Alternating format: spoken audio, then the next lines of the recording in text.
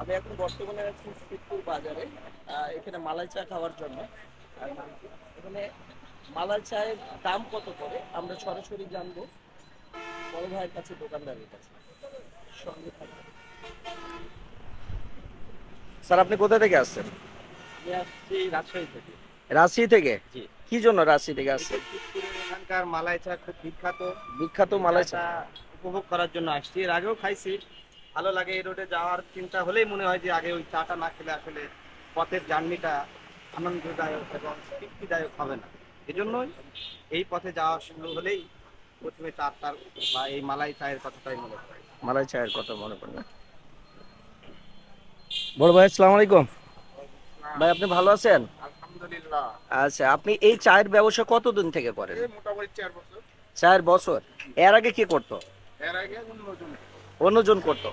এই বাজারের মধ্যে সর্বপ্রথম কি আপনি? না, শব্দ প্রথম হচ্ছে ওই পাশে। আচ্ছা, আমরা এখানে পার কাপ কত করে নেন আপনারা? আমরা পার কাপ 20 টাকা। 20 টাকা। আচ্ছা, একটু দেখি। এটা 50। আমরা এই যে এই যে আমরা দেখতেছি, এটা হচ্ছে দুধ না? এই দুধ কত কিলো থাকে আপনার কাছে, কত কেজি করে? 50 কেজি 60 কেজি। 60 কেজি। মানে একবারে কি এই যে আগুন জ্বলছে এভাবে জ্বলতেই থাকে সবসময়? বলতে থাকবে রাত 2টা পর্যন্ত। রাত 2টা পর্যন্ত? মানে প্রতিদিন আপনার 50 থেকে 60 কেজি দুধ চলে যায়? তাই? দেখ, আলহামদুলিল্লাহ।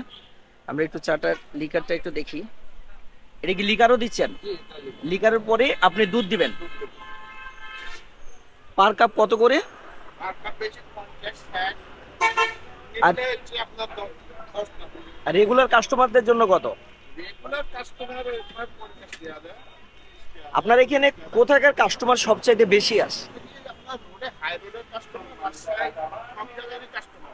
সব জায়গার কাস্টমার। এখানে কি গভীর রাত্রেও কি বড় বড় গাড়ি, যেটা ঢাকার গাড়ি বলা যায়, এখানে কি গাড়ি ঢাকার গাড়ি বেশি আছে না ট্রাক বেশি আছে? এখানে ঢাকার গাড়ি বেশি থাকে। ঢাকার গাড়ি বেশি থাকে। আচ্ছা, আচ্ছা। প্রশাসনের গাড়ি থামে? হ্যাঁ।